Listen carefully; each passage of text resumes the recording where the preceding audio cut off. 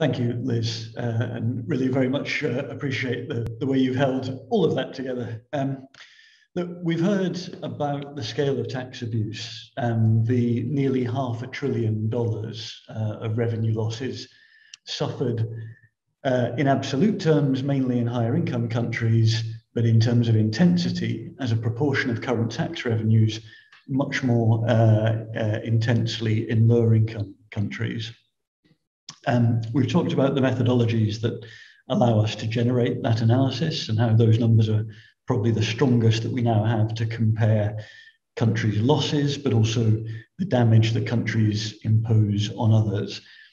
And we've heard about the resulting human costs, in particular thinking about the impacts on workers and on women's rights and human rights more broadly. In this final session, we're going to think about some of the policy responses that are possible. Now, in some ways, the State of Tax Justice report, this is the second year we've published it jointly between Tax Justice Network, Public Services International, and the Global Alliance for Tax Justice.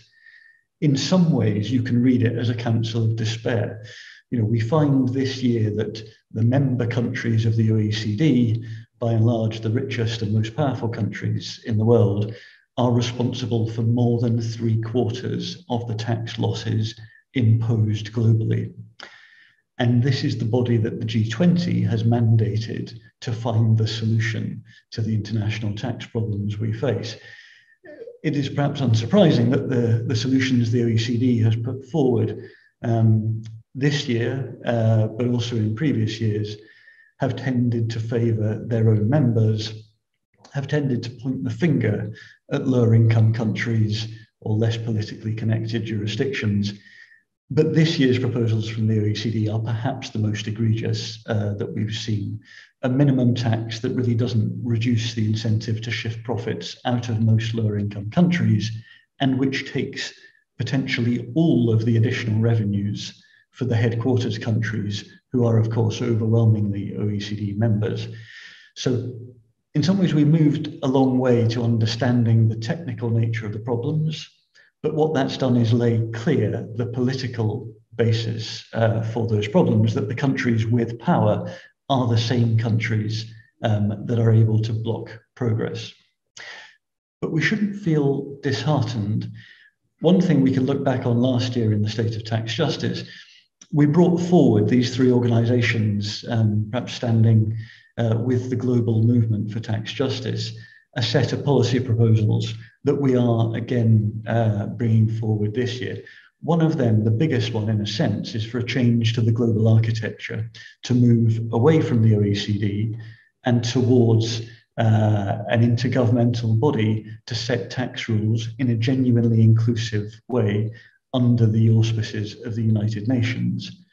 Now, just looking at the media coverage of that to get a sense of how this can be influential, in the months before the publication of the State of Tax Justice 2020, the average global media reach for the term UN Tax Convention was about 350,000 per month. In November last year, when we launched the first State of Tax Justice, the global media reach for that term was 1.7 billion. In other words, it kicked the doors open to the idea. That doesn't mean that it's happened, but it certainly helped, I think, the G77 to propose that at the UN again this month. Now, unfortunately, the OECD countries have blocked it, but it's now a live political discussion in a way that it hasn't been, arguably, for some time. And I hope the G77 feel the very strong support of the movement. But look, I don't want to keep talking, because what I want to do is bring on our panelists who can talk about different aspects of these policy areas in significantly more detail. And we have some great panelists. Let me remind you, although we are running out of time, there is a Q&A feature, and I'd encourage you to put questions there. Also, remember to use the interpretation because not all of the panelists will be speaking in English. The three panelists we have are these. First, Rodolfo Bejarano, who is an economist and the lead researcher at Latindadd, working with the Red de Justicia Fiscal, the regional tax justice network across Latin America and the Caribbean. Rodolfo is also a source of great expertise on wealth taxes and the lead author of a new report from Latindadd on the experience with wealth taxes in Latin America. And we believe the rest of the world has much to learn from Latin America in this regard. So let me hand over to Rodolfo to speak for perhaps 5 to 7 minutes, and then we'll move to the second panelist. But Rodolfo, the floor is yours. Thanks, Alice. Thank you very much for the invitation. I will speak in Spanish. Muchas gracias por la invitación y por la oportunidad de participar en este importante evento, donde creo que se refuerza aún más la idea y los argumentos que tenemos para decir de que necesitamos hacer cambios reales en este sistema tributario que lo único que está haciendo es acentuar aún más las desigualdades y dejar a mucha gente excluida de poder, de poder gozar de los derechos, ¿no? Los derechos que corresponden a todos los seres humanos. Y esta pandemia aún más ha agrandado estas desigualdades y ha puesto en evidencia que sobre todo los países en desarrollo tenemos que pensar en estos grandes cambios que se deben hacer. América Latina es una de las regiones que más ha sufrido por la consecuencia del COVID. La pandemia no solo ha traído muchas muertes y muchos afectados por la enfermedad, sino también mucha afectación en términos sociales y económicos, ¿no? La CEPAL ya nos daba cuenta de que la pandemia ha dejado en América Latina al menos 22 millones de pobres más de lo que había antes, y también el índice de Gini, que mide la desigualdad, se ha incrementado en al menos un 3% en la región.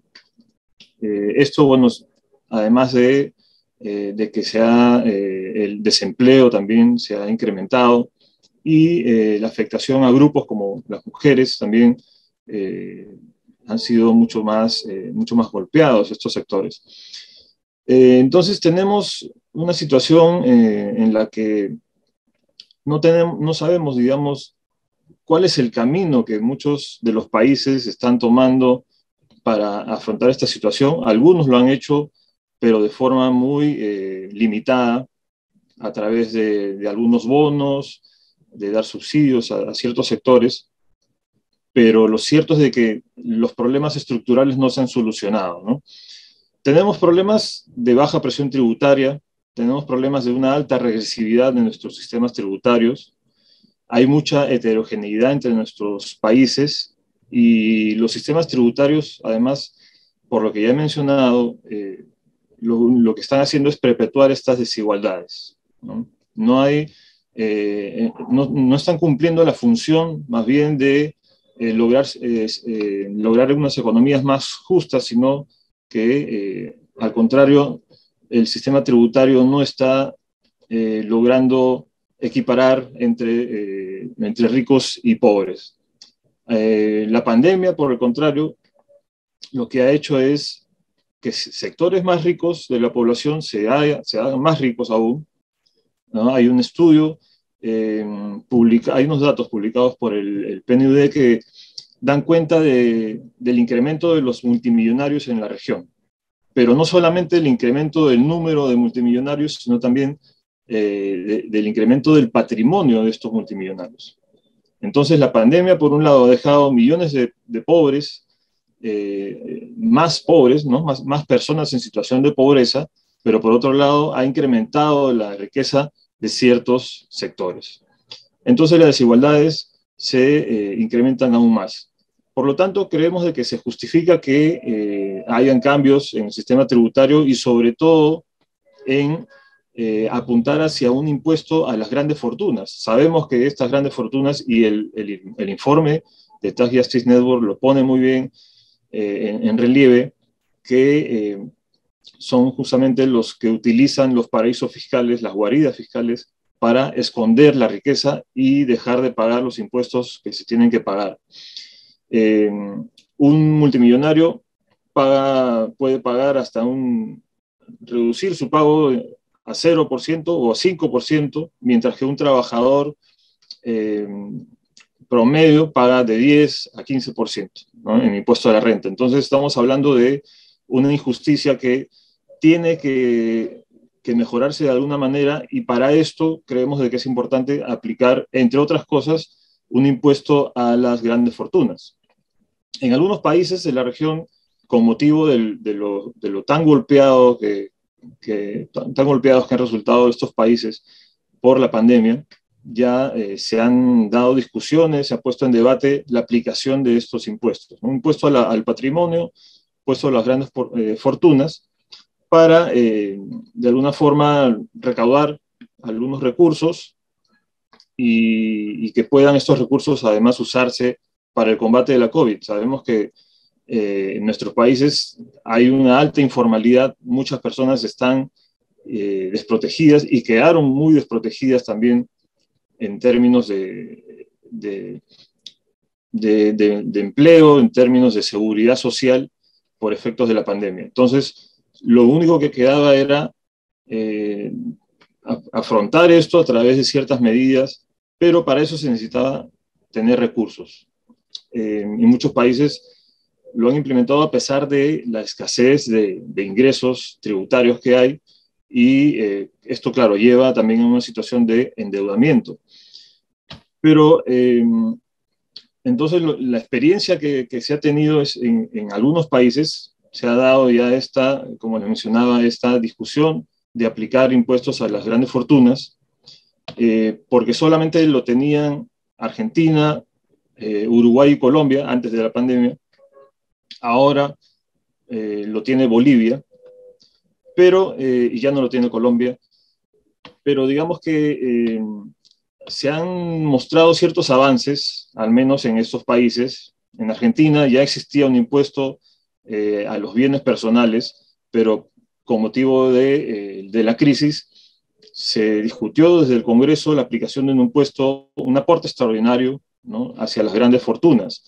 Esto se aprobó y ya se está aplicando este año, bueno, por una única vez, pero los resultados han sido positivos en términos del número de personas a las cuales se está aplicando este impuesto, y además de la recaudación que se ha logrado obtener. Y esta recaudación está siendo aplicada justamente para afrontar los gastos que trae la pandemia.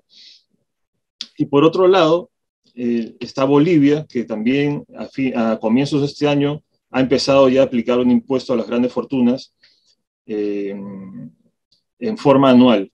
Entonces podemos decir de que este es un caso que creo que debería de replicarse en otros países.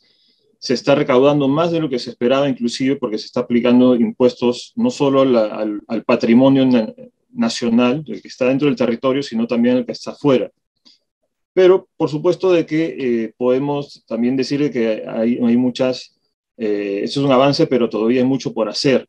Hay países donde se está discutiendo también en los parlamentos la aplicación de un impuesto similar, en Chile, en Costa Rica, en Perú. En Uruguay se está también planteando que el impuesto al patrimonio se extienda también hacia los activos en el exterior, cosa que ahora no se está aplicando, solo se está aplicando para los bienes dentro del territorio.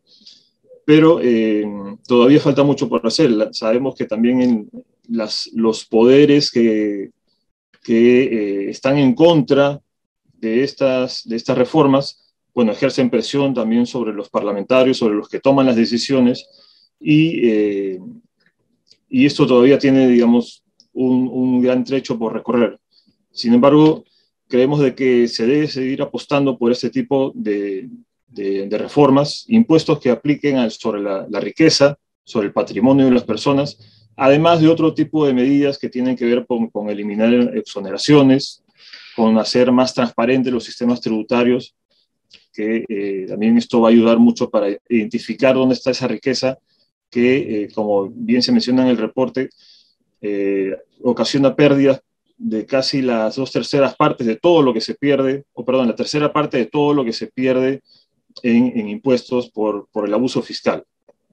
Bueno, entonces yo me quedo acá y para cualquier pregunta, con mucho gusto. Gracias.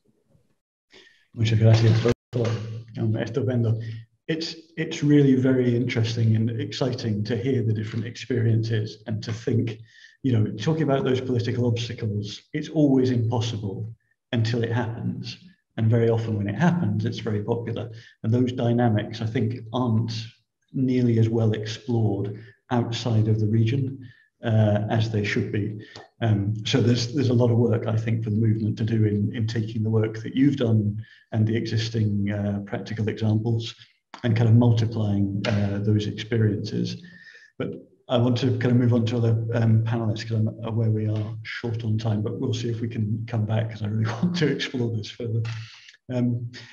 Let us go to Pooja Rangaprasad, who's the Director of Policy and Advocacy for Financing for Development at the Society for International Development. Pooja is probably the one person with the greatest expertise, at least in the movement, on exactly what is happening at the United Nations in respect of a UN tax convention, an intergovernmental tax body. So Pooja, let me ask you to share with us your expertise on that. Where are we? How are we doing with the obstacles? How can we support this to move faster? How optimistic should we be for the year ahead?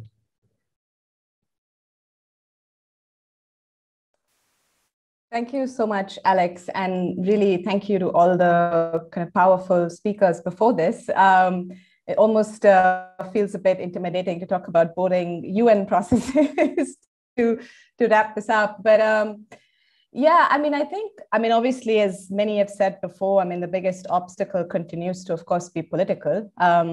And the fact that, you know, we have the kind of same group of OECD countries that are blocking this within the United Nations repeatedly. So that story hasn't really changed. And I think some of this, I think I want to spend maybe a little bit of time addressing some of the concerns that we hear repeatedly in the context of, you know, why these countries are blocking. And, you know, one of the things we hear quite often is sort of this framing of UN versus OECD, which I always find quite strange in terms of framing, because of course the work of limited membership bodies on tax is extremely important, not just OECD, though of course by virtue of its membership will always be the most prominent and influential in terms of their work on tax. But there's also important work that, for instance, ATAF is doing in the region, European Union, sometimes unhelpful work on blacklisting and greylisting jurisdictions, and other times also quite important discussions, including going beyond OECD standards. Africa Union has done very important work in putting the illicit financial flows issues on the global political map, particularly with the SDG target on illicit financial flows. The UN regional commissions, you know, ECLAC in Latin America, ECA, of course, most famously with the Mbeki panel report. Recently, we've seen important work from G24 as well on some of their technical work on taxing the digitalized economy. So all of this should absolutely continue, is very important. The big question is, of course, that we're missing the global negotiation process where all of these different proposals are then considered within a political process without any bias to any specific membership bodies and what their interests are, and really ensuring that every single country is on equal footing in those discussions.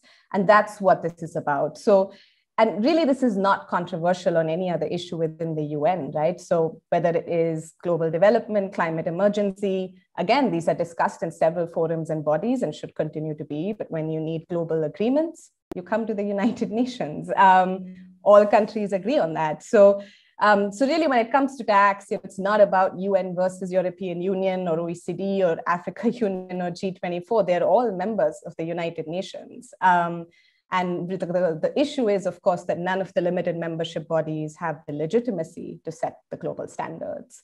I think another issue that I hear quite often, at least in the context of the OECD process, is really concerns around the coordination of developing countries, how that can be improved, how they can represent their collective interests better.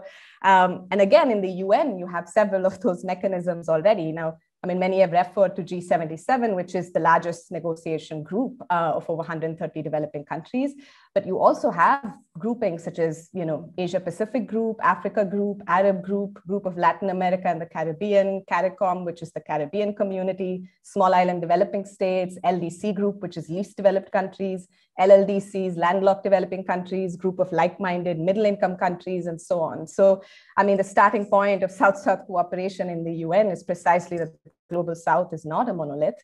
And these groupings have been built over decades of cooperation, and countries with extremely limited resources have invested in having a permanent presence in the UN to prioritize international cooperation as well as South-South cooperation. So these are not mechanisms you can just replicate overnight in a vacuum. They already exist. And these groupings are very important to pool in negotiation capacity, precisely because there is recognition that they don't have the same resources as the other side. And in international negotiations that are fraught with power asymmetries, these groupings become really important. It's a lot harder to stick out your necks as individual countries, and it's much more easier to be stronger within these groups. So in contrast, in the inclusive framework, countries are not allowed to negotiate in groups. And of course, considering the OECD governance sits on top of the inclusive framework, this is really a disadvantage for non-OECD countries in the negotiations. So for those who genuinely care about coordination of developing countries, the UN is the only place that can assure those inclusive negotiations. Every single country, oh, sorry, can you hear me? Yes. Yes. Okay, sorry, I'm just getting a message that my connection is weak, so I'm just going to turn off my video. Hopefully that's better. Yeah, sorry about that. Yeah, so for those who genuinely care about coordination of developing countries, the UN is really the only place which can ensure those inclusive negotiations. And every single developing country, no matter how big or small, is already in the UN and is already coordinated.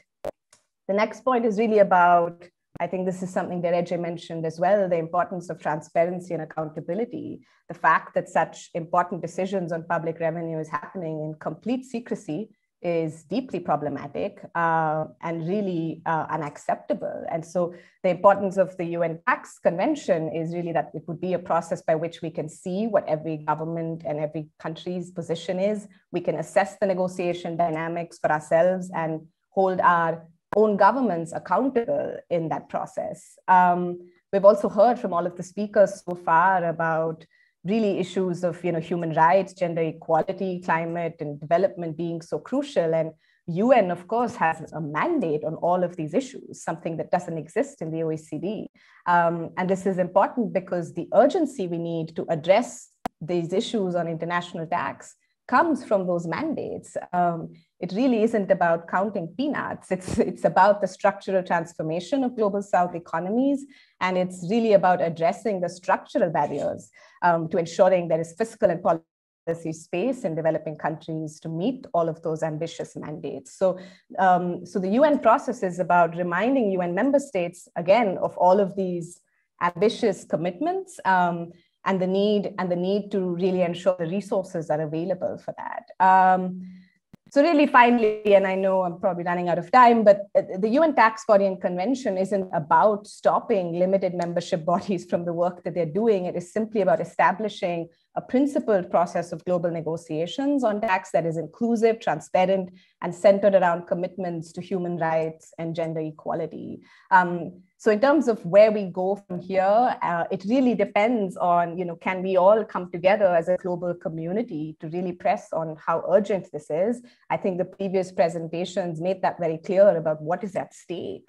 And the fact that we still can't get governments to simply start a negotiation process that attempts to really give all countries the space to protect their own interests really unconscionable, I think, especially in the current context. So I think in terms of what we need to do, I mean, it's the same thing. It's the political struggle of how do we get OECD countries to stop blocking. And I don't think there are easy answers, unfortunately, for that. But the fact that we've still, after BEPS 2.0, not seen the decisions that we would like to see, hopefully will provide that momentum. But happy to answer more. Thanks, Pooja. It's really great to kind of have that run through. On a different day, we need to explore in greater detail, why this combination on tax of complete intransigence of OECD members, and we've seen them blocking the G77 again at the UN this week, with the fact that OECD members are responsible for the bulk of the tax abuse. Is it that simple? Is that why we don't move forward? I wonder. But I'm very aware that time is against us, so I want to move to Toni Schwarchz, who perhaps can give us a different type of perspective on the ways in which elites with power perhaps can approach these questions.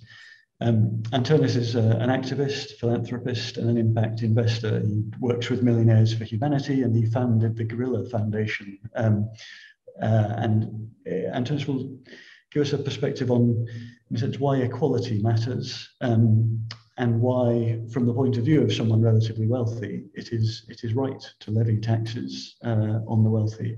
So, Antonis, let me pass over to you. Yes, thank you, Alex. It's a pleasure to be speaking with you here today. So, as mentioned, I'm a wealthy person who advocates for higher wealth taxes. I'm a member of Millionaires for Humanity, which is a global network of millionaires who are advocating for wealth taxes.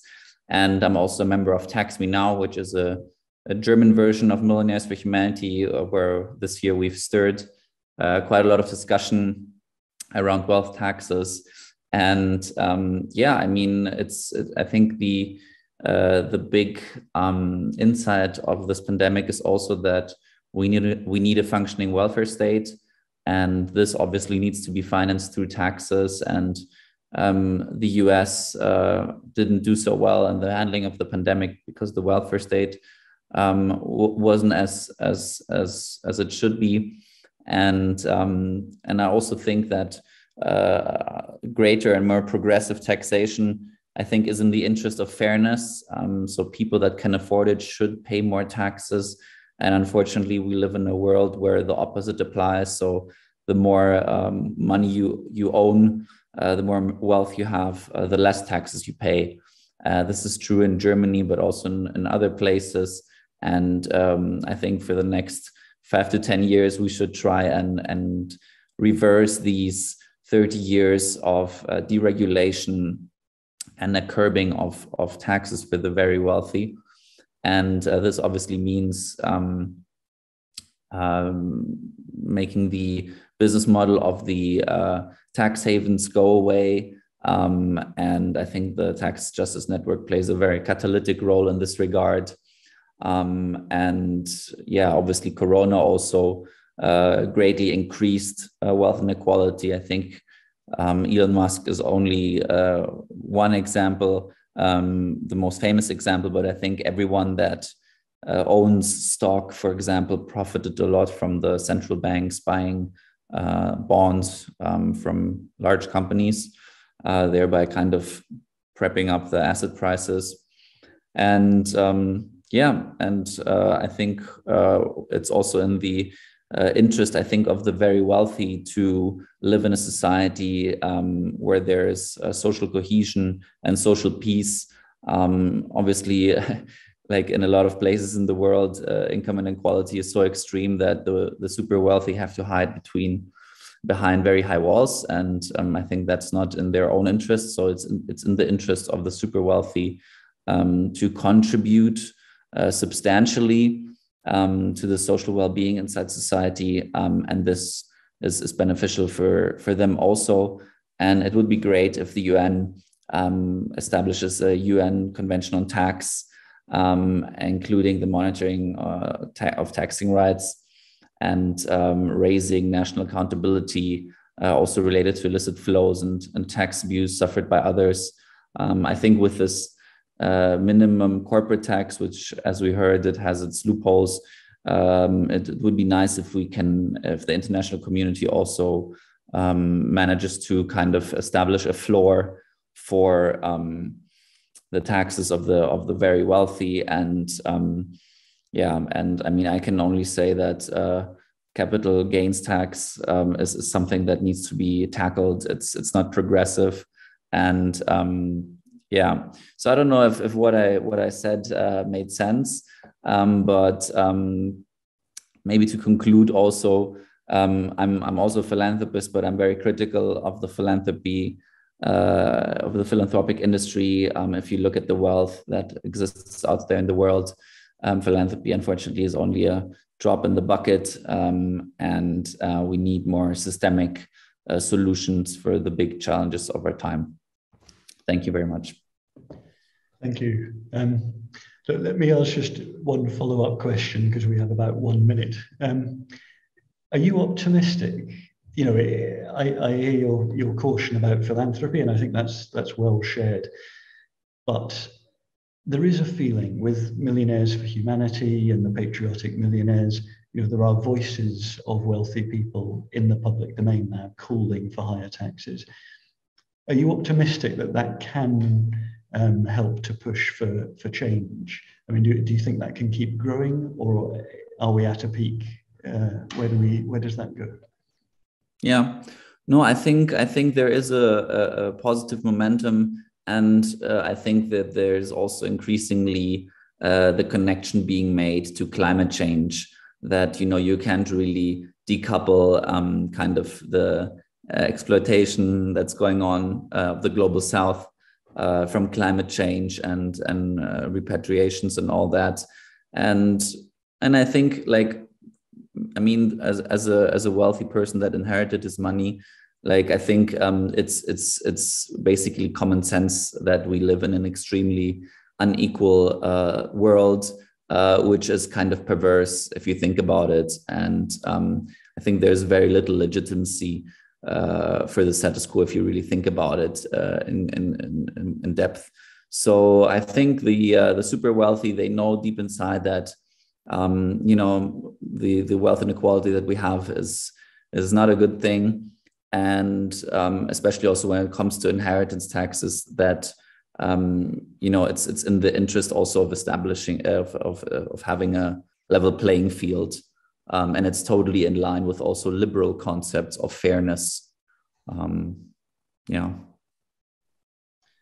Thank you. And thank you also to Rodolfo and to Pooja, and to everyone who put this event together, and indeed the State of Tax Justice report. Thank you to Public Services International, to the Global Alliance for Tax Justice, and to the team here at Tax Justice Network.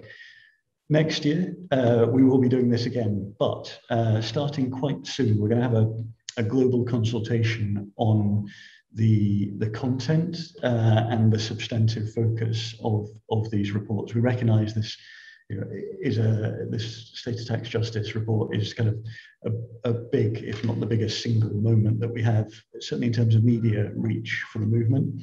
And we want to make sure that it works as well as possible in each country, in each region. And there's a lot of flexibility for us to determine how it goes. So look forward to that. Please do take the message out with you. And if you'd like a little bit more of this, you can flip over now to the Fact Coalition, where we have, with Senator Chris Van Hollen, we're about to start the launch of the State of Tax Justice in the US. With that, thank you and goodbye.